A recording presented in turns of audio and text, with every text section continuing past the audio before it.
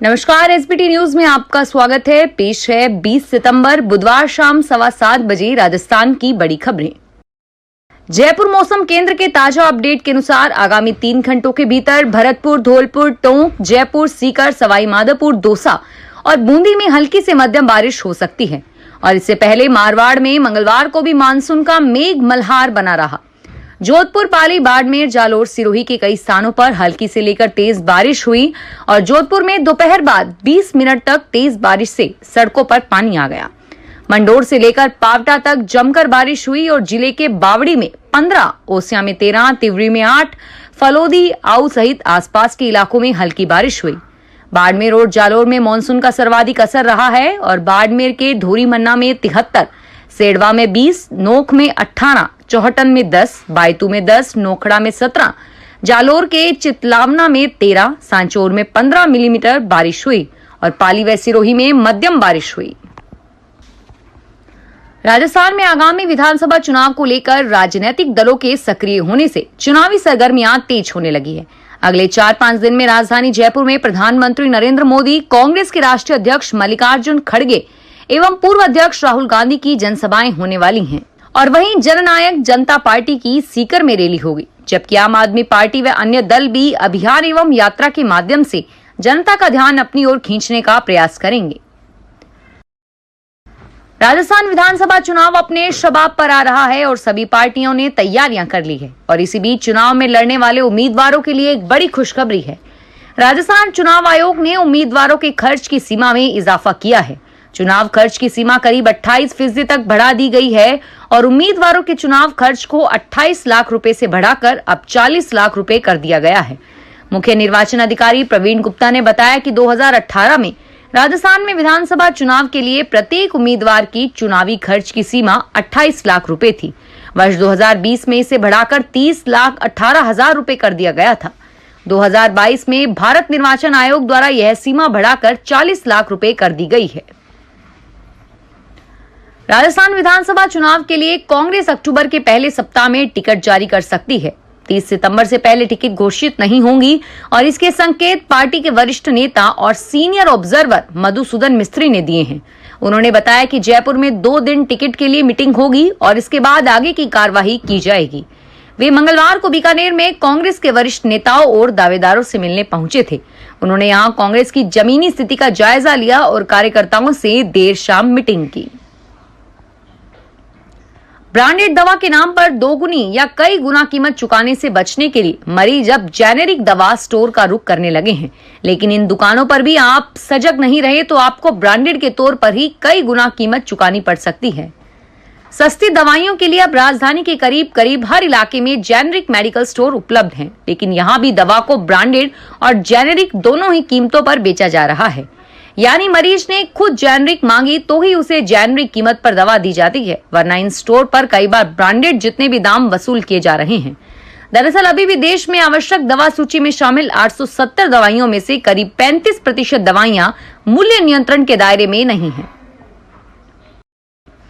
Rajasthan high court ने high court LDC भर्ती 2022 के मामले में हाईकोर्ट प्रशासन को आदेश दिए हैं कि आरक्षित वर्ग के जिन अभ्यर्थियों ने सामान्य श्रेणी से अधिक अंक हासिल किए हैं और विशेष लाभ नहीं लिया है, उन्हें सामान्य श्रेणी में मानते हुए वर्गवार पुनः लिस्ट बनाएं और वहीं इस सूची में आने वाले अभ्यर्थियों के लिए टाइप टेस्ट आयोजित करें।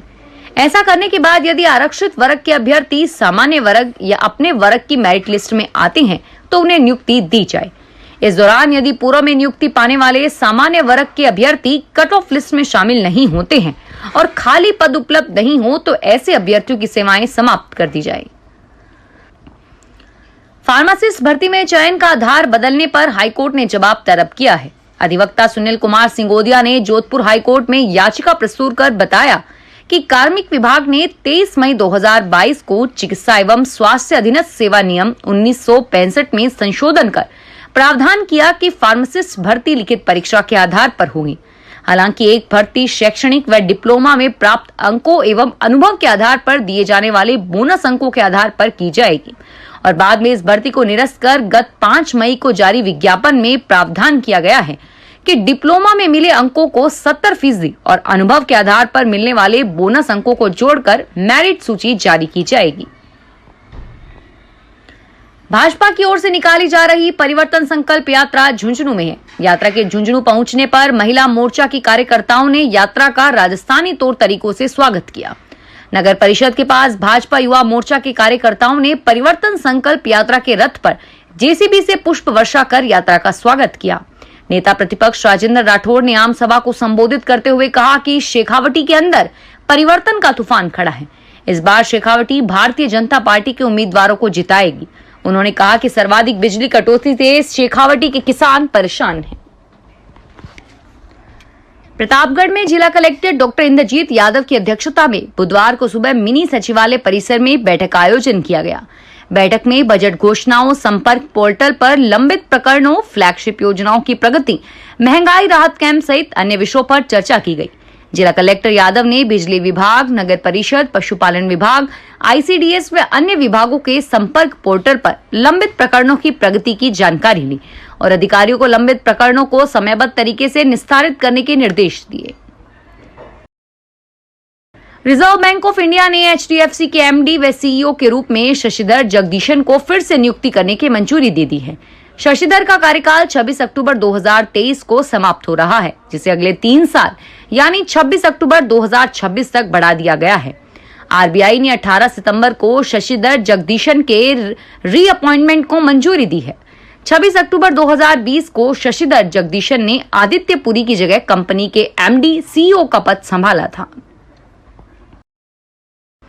अलवर में बाजरे की सरकारी खरीद शुरू नहीं होने पर बुधवार को भारतीय किसान यूनियन की ओर से किसानों को साथ लेकर अलवर मंडी गेट बंद कर विरोध जताया गया।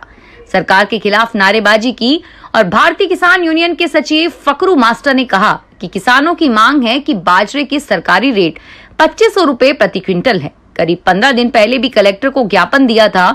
2 दिन पहले भी कलेक्टर से मिलकर सरकारी खरीद की मांग की गई, लेकिन खरीद शुरू होने से मजबूर होकर मंडी गेट बंद कर विरोध किया गया है। बीते करीब 4 दिनों से उदयपुर में हो रही लगातार बारिश से शहर में कई जगह सड़कें उधड़ चुकी है। सड़कों पर जगह जगह गहरे खड्डे बन गए हैं। कई वाहन चालक जब स्पीड से गुजरते हैं तो अचानक सामने आने वाले खड्डे दिखाई नहीं देते और वे उछलकर गिर जाते हैं।